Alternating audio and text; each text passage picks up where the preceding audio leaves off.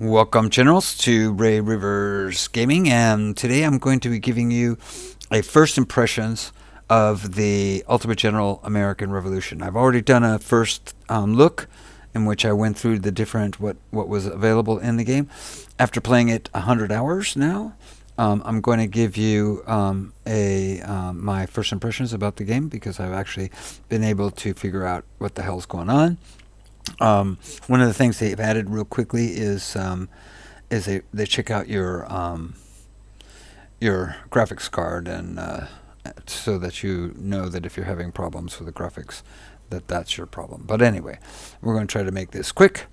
I'm going to load into a save, and then we'll just get right at it with the my first impressions. Okay, so here we are. We're loading into one of my earlier saves of the campaign.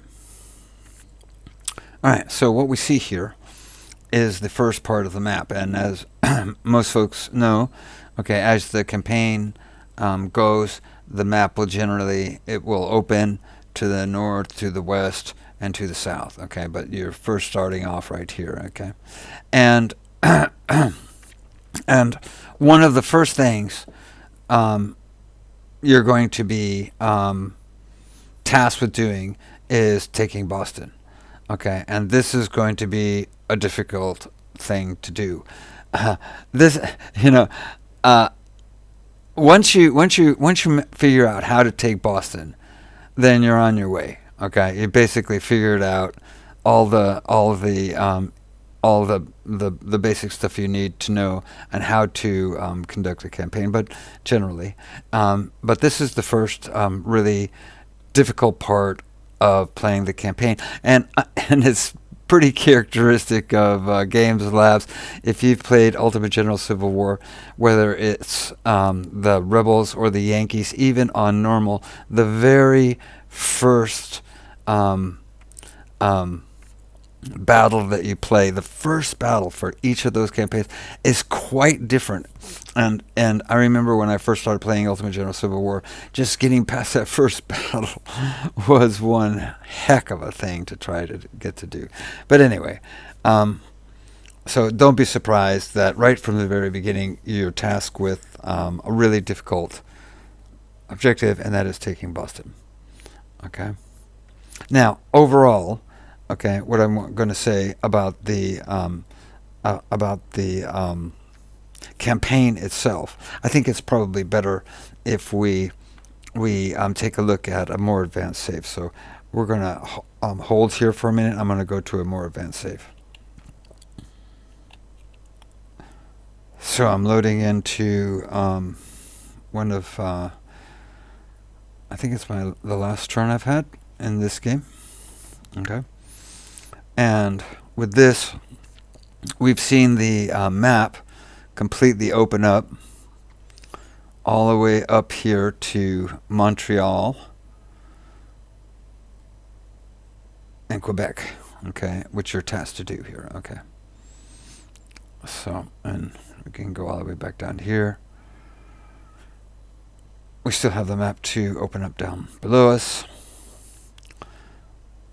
So, the first thing I think you have to understand about American General Civil War is that it's set in the time of the American Revolution, but it's really a conquest game. I mean, you are not refighting the American Revolution, and you should. And if you think you're going to be refighting the American Revolution, you need to throw that right out the window. Okay, this is a conquest game.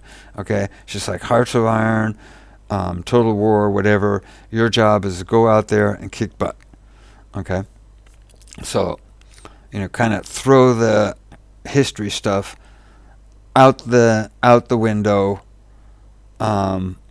You're dealing with muskets, of course. You're dealing with the weaponry and so forth and so forth of the period. But it's really, I mean, there's a lot of stuff that's historical, but in general, your job is to go and win the war by conquering the Brits, and the more the more successful you are at that, the more successful you'll be in the campaigns. So, for example, if you're just hanging around somewhere and you're not doing anything but trying to build up an army, you'll find out you're going to get invaded, because the Brits have got reinforcements. So they say, okay, we'll just invade you. All right. So you need to keep the pressure on the Brits. You need to keep hammering them and keep killing Brits and capturing them and so forth, and to keep them on their heels. And I think that will keep a lot of the invasions at bay. Okay, this is one of the big things that people talk about, is about the invasions and how it drives them crazy. I think they're not pushing hard enough, killing enough Brits, but I'm not sure because I haven't finished the game yet. Like I say, this is the first impressions, so I can just, I can only just give my own viewpoint. But anyway, if you try to compare this with other real-time strategy games, it's got everything in there that you would come to expect, but it has a few differences. So again, as I showed in my first look video, it's got all these different things that you can do, all these different ways you can manage your economy, buy guns, ammunition, whatever, manage your troops, your colonies, your diplomacy, and of course, your tech tree. Okay. All of this is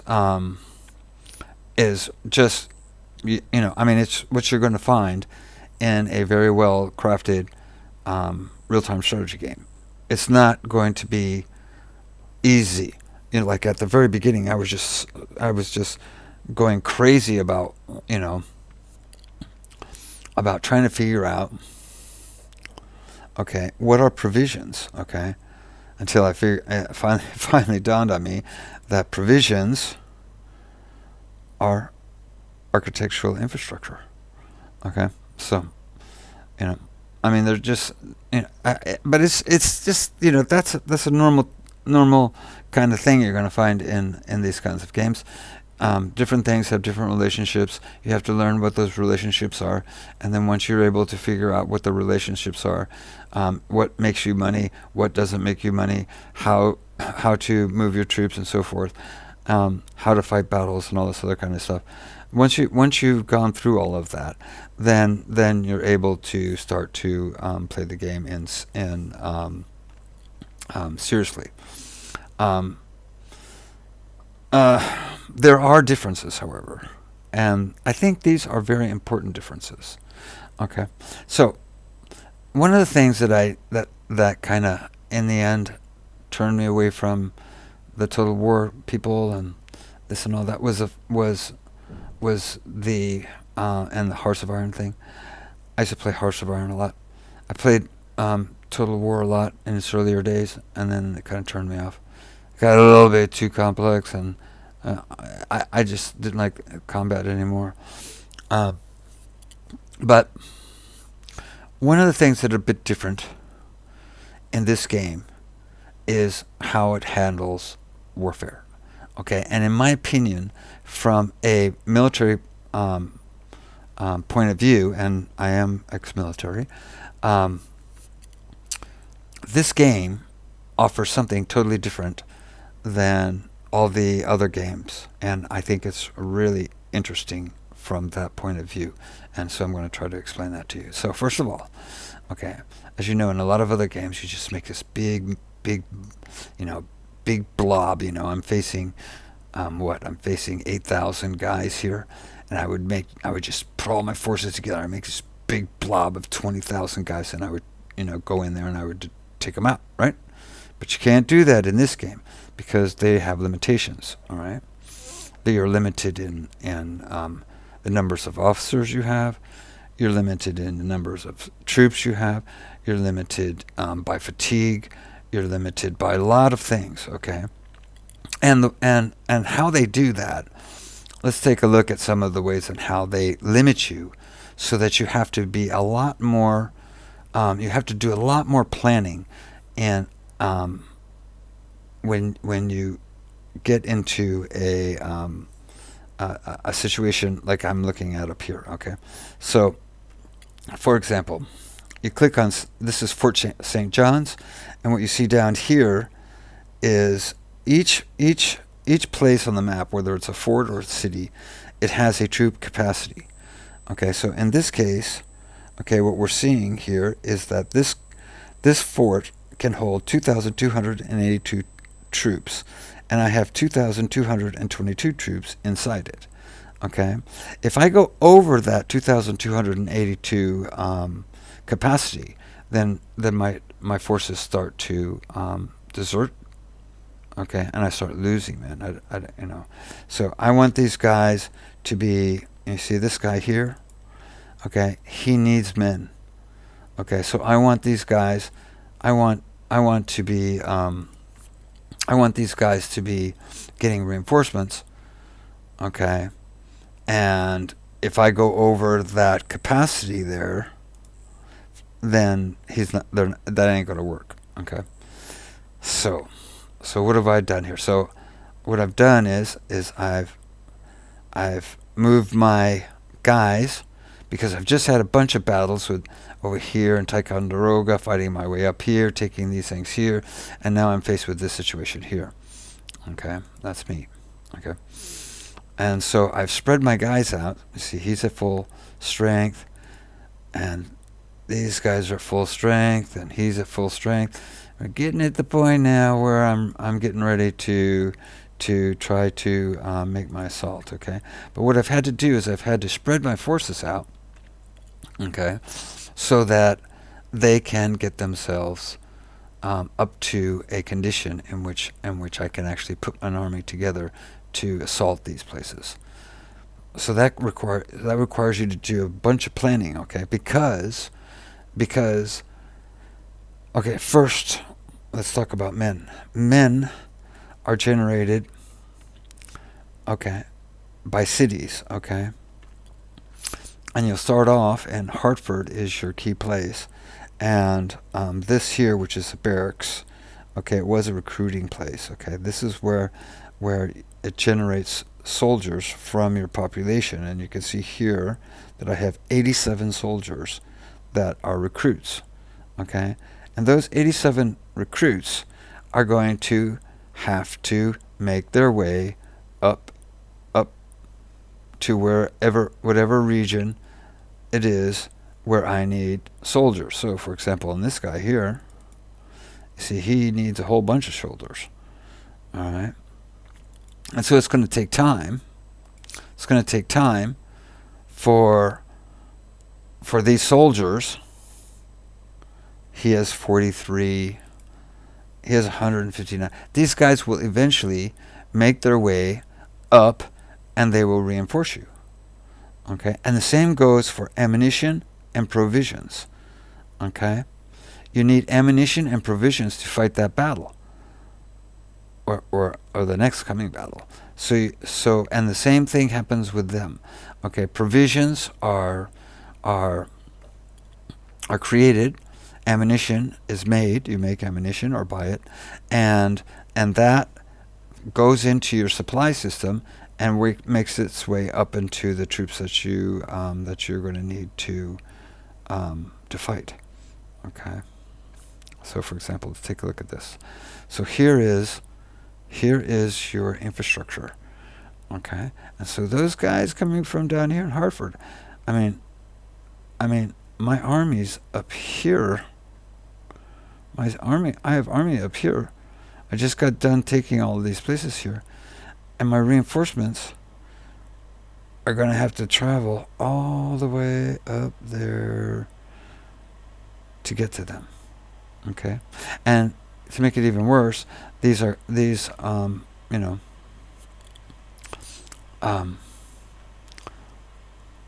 they're not necessarily friendly places. Of course, once you get into the Canada, they're definitely not friendly. But anyway, this is how your supply system works. So, troops, ammunition, and supplies flow from your points of manufacture, okay, and make their way up to your armies that you need, um, that are in the field and getting ready to fight, okay.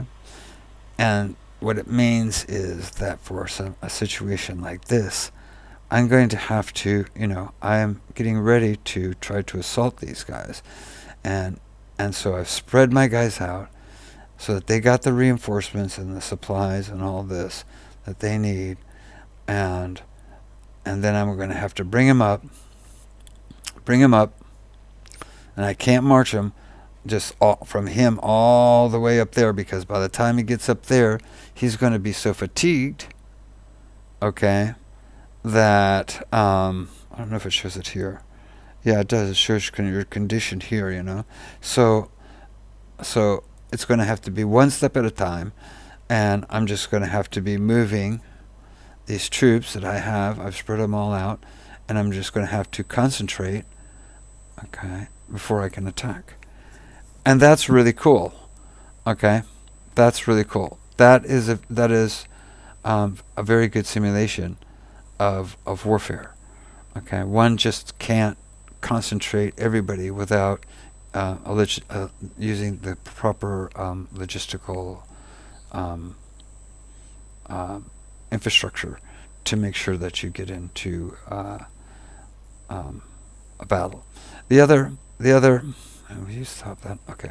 So so that's one big difference in this game. That's different from other games of this kind of genre. Another one. Let me see. I'll just try this here, but we're not going to fight it. Okay. I'm going to take all of these guys out. Okay. And now, okay, I'm going to move them up here. Let's see. Let's take this guy out as well. And we're going to move them towards these guys over here. Okay. Everybody coming on over. Come on. And you can also put them together too. So I'm going to join them together. Alright, so there we go. Alright, so off we go. And what we're going to see is that as they come together, you see, look at all these troops just coming out of nowhere, and I'm going to have to fight them. And then the other big thing that you see, okay, is boom, that right there. Okay, so this is another big feature which you don't see in other games, and this is an attempt to use to incorporate an operational level of warfare.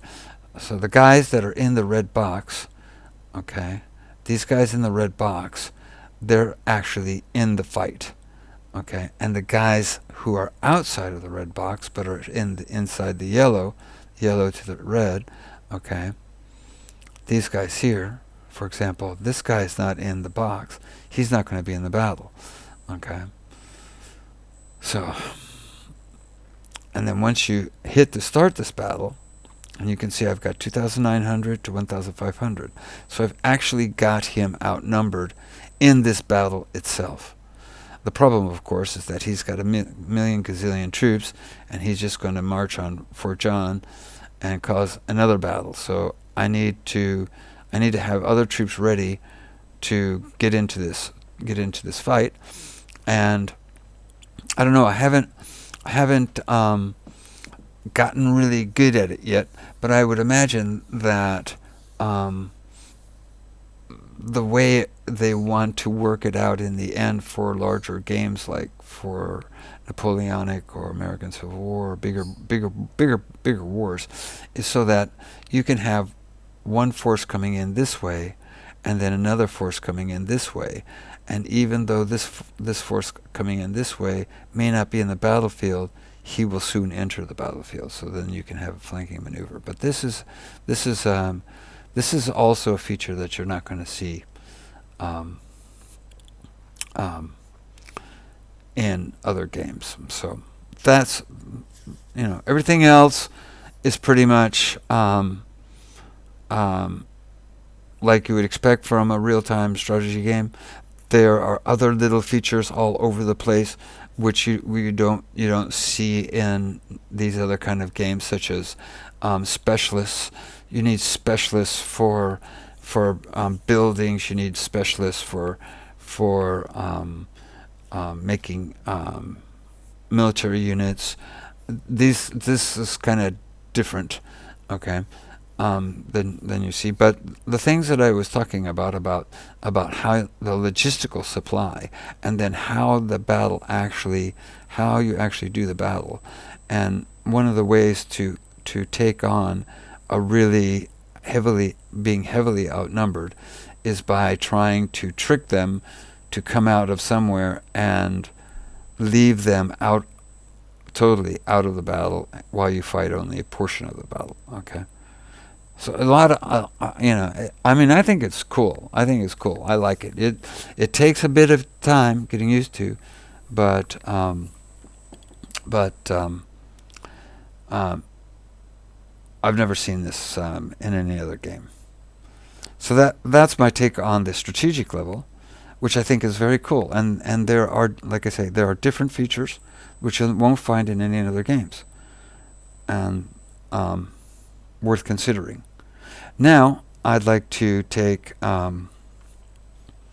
look at the battles, and one of the big things that folks are talking about is about the battles, and how well the battles are, and how people are complaining a bit about the battles, and so we're going to talk about that for a little bit. So let's take a look at. I'm going to go ahead and I'm going to take a look at Ultimate General Civil War. Okay, so here we are in Ultimate General Civil War. Okay, this is from the Battle of Fredericksburg, and notice how high the camera is looking down. In other words, I can see almost all of my forces. I can't quite see over here, but I can pretty much see all of my forces, and I can see way out there. Okay, and by the way that the map is made, I can also tell where there are hills. That it's pretty easy to tell that those are hills. Now, of course, this map was hand painted, so it looks just great. And the map that we're going to we see in Ultimate General American Revolution, these maps are computer generated based on the place that your forces are actually coming together to fight, and so it's generating a map based on that area. Remember, we're fighting out in the boondocks in American Revolution. This is a country that still hasn't been fully developed. Here in Ultimate General Civil War, you have a nation, a nation that's having a big fight between each other, and you can see the difference here. And I think what happens, what made Ultimate General Civil War and its battles so fun for me. Okay, of course, visually it's fantastic, and we don't have that same kind of resolution in the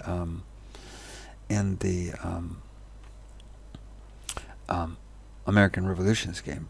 But the reason is because with the way I can see the terrain, the way the terrain is clearly marked, I can have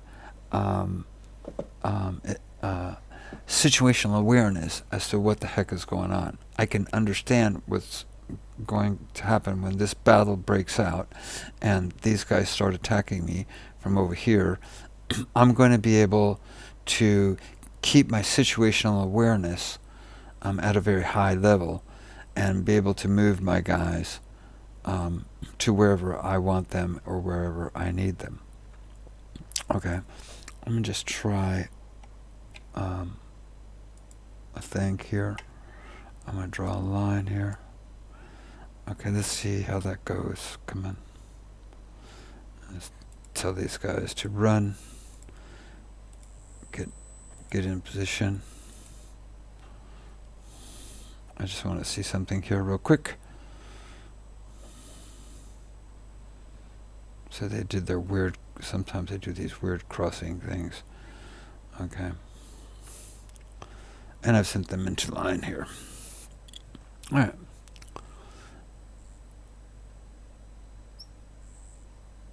And so let's go down here. All right.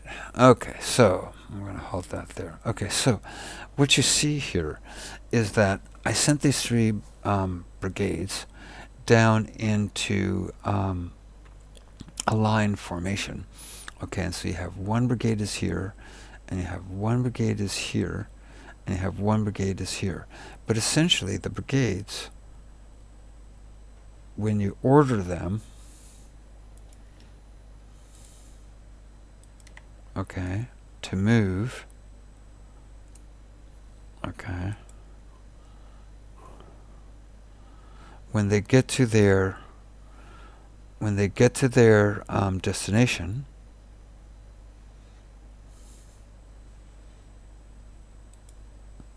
okay, notice you have a battle line. Okay, you have a battle line. There's a gap here. This is for all the brigades. They're like that. Okay, it's just the way they're assembled. But notice that when they're actually ordered to get into that battle line, they're in a battle line, shoulder to shoulder, all the way from one side to the other. Okay, so let's remember that. So the two things, and you can see. So now, here these guys are coming, and we can see them. We can see them from our positions as they're coming in, and it's going to allow us to fight this battle and have a good time. So now let's take a look at American Revolution, Civil War, or Ultimate General American Revolution. Okay, we're back again. So what I'm going to do is I'm going to load in a skirmish battle. Let's go with let's see, lines of fire. I think is the best one. Show this. So loading in.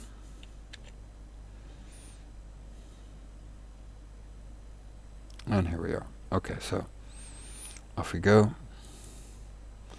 Okay, and let's halt right here. All right, let's halt right here. Okay. All right, so we can see the general situation here. Okay. But I will argue that, there are a lot of units on this battlefield. Okay. But probably about the same as what we see in Ultimate General Civil War. Okay. The difference is that because the camera angle is not as high. Okay, I'm as high as I can get. You notice here? I'm as high as I can get, and because the camera angle is not as high, okay, I can't see you can see this thing. I can't see. I can only see a portion of the battlefield, and so I have to keep moving and moving. Now, if these guys start attacking me from the flank, and these guys start attacking me from the flank, and I've got to bounce back and forth between here. Okay, I'm just going to lose total situational control because I just don't have the ability to view the battle.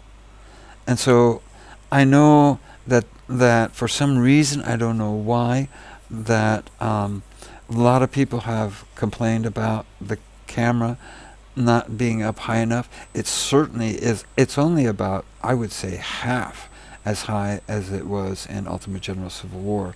It probably is about the same as it was in Ultimate Admiral Age of Sail. But I think when you're going to fight large battles, I mean, you've got to have a camera that's much higher, that you can see, you know, basically the majority of your troops with very little camera movement, unless you really want to get in really close. And I really think this has got to be fixed. Okay, I'm used to it. Okay, but for just the regular enjoyment of people, including myself, I think it really needs to be fixed. Another thing that the other people talk about is how the map, the problem with the maps is when you start to get in with the mountains and stuff like this, when you have big hills and all this, and you can't see nothing, and things just appear out of nowhere. Here, everything seems to be quite out there. I mean, like I say, it's American Revolution. You're out in the field, and there's not going to be a lot. Maybe there may be a farmhouse. Maybe there might be some farms, some fields. Maybe they could do something like that to, generate a farmhouse or fields or whatever. But I think you can't ask for much more than what you're getting here.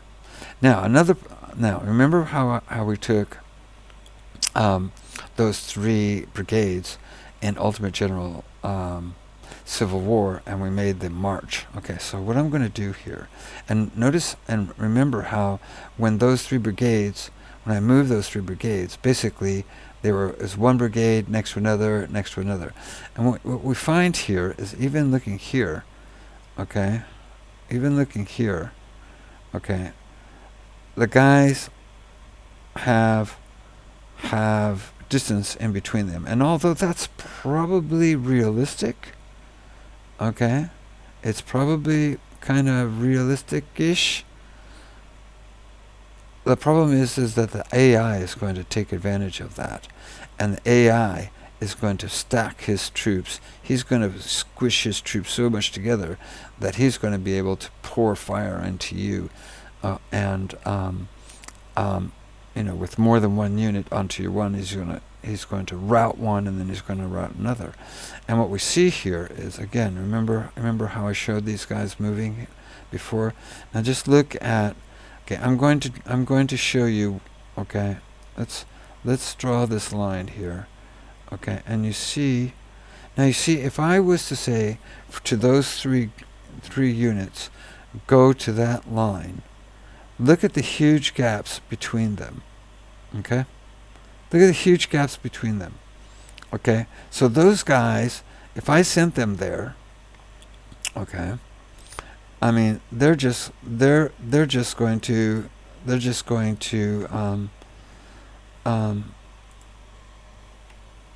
have there's going to be so much space between them that the AI is going to be able to take care of that. And I'm used to ordering my men around. Sorry about all the noise here. Let's get them together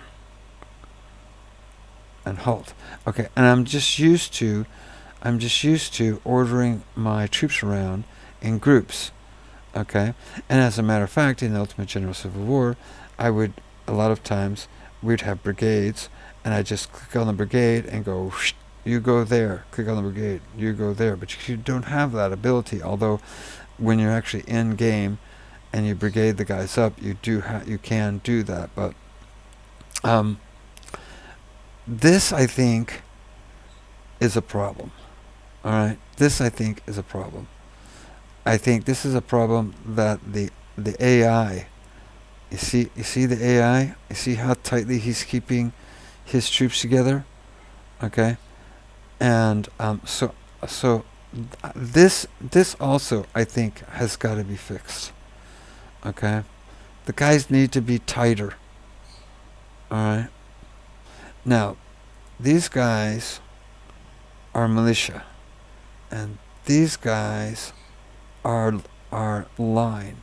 So there's a possibility here that I'm tucking out my butt in that the the let's see here. Do the actual line regiments, if I make a line, do they actually? No, you see even if I take the line guys, okay, and I move them forward, okay, they will have an extra large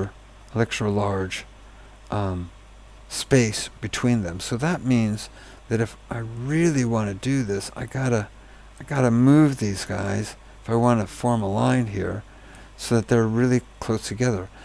I think that is another problem, is because at the very beginning, I was grabbing groups like this guy and saying, okay, you guys go over here and defend that area. And what was happening is that and then because I didn't have situational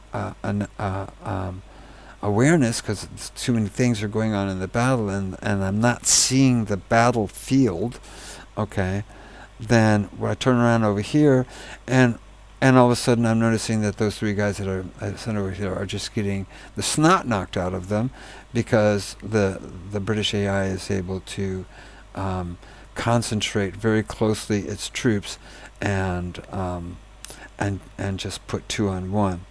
Okay, again, notice how tightly these guys are moving.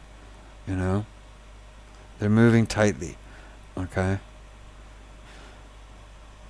All right. So that's a big problem. All right. So I'm gonna go ahead and wrap this up. Let's go back to another screen here. And so, to finish off this first impressions video, like I say, when you're at the strategic level, the game offers pretty much everything any other game offers, okay, except for a couple big differences. And the one difference is that you're not going to be able to use blob tactics to just bludgeon your way through and capture places. You'll have to do some thinking and planning before you can put together a large amount of forces in larger battles. And that's because of the supply system that they use, which is, I think, very interesting and unique. And the other is the way the battles are actually started, which I believe, again, it simulates an operational layer between the tactical and the strategic, in which troops could be coming onto the battlefield as reinforcements from different directions or what have you, but which we're still not able to. I'm not sure, because the maps are so big. I'm not sure how well that's working yet. I still have to do more work on that. And the final thing, of course, is the battles. So overall, when I look at the strategic overlays and how that's going, I mean, it's a really nicely laid out. It takes a little bit of a while to figure out what is what, but once you figure out what is what, then things start moving a lot quicker, and then you start running into these other problems, like I'm talking about, how the reinforcements come, how provisions come, how it gets to you. I mean, that's different. So there are different features in this game that you've never seen before, that, in my opinion, are more realistic of actual warfare. Then the other side of the coin is the battles, and a lot of folks say, well, Ultimate General games, it's the battles that we want, and I tend to agree. So we have to do something. Hopefully, game labs will figure out that they need to get the battles so that they're much more interesting and fun to fight. And I think I tried to point out a couple points that I've found. One being that the height of the camera needs to be needs to be adjusted so that you can very easily maintain your situational awareness as the battle is developing across the whole battlefront, like you could see in Ultimate General Civil War. And the other is that when you move your troops, if you're moving them into line, well, then the guys should be in a line, not in a checkerboard. Okay, those are the two things that I think that they could use um, to improve the game. Overall, I think the game is going to turn out to be a really nice game. I'm looking forward to the inclusion of the British campaign, although I'm not prepared for it because I'm still working my way through the American campaign. Um, like I say, I mean,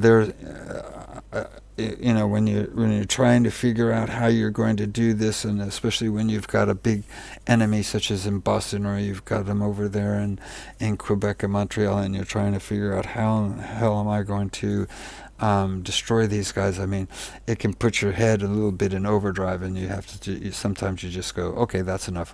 I need to walk away and get myself together here because, my head's going a little bit too much in overdrive. At least for me, as a 70-year-old, I sometimes can't, cope with this complicated situation continuously, and I need to break sometimes to fight it. But overall, I think that this is going to turn out to be a real good game. My first impression is that it's a good game. Will it be a great game?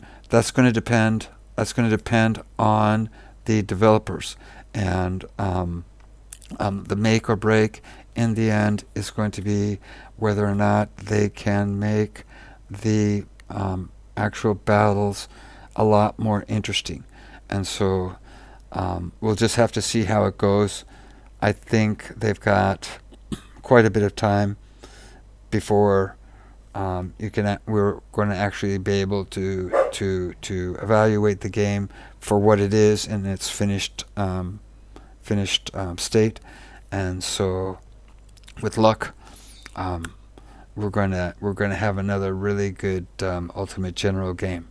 So thank you very much for listening in and watching. I can go on, my mouth just kind of goes on all by itself. So anyway, always enjoy making videos. Haven't made a lot in a while because there just hasn't been anything out there that's been really interesting for me to do. I'm really hoping that the developers give us a great game here. And again, thanks for watching, and until next time, I'll see y'all later.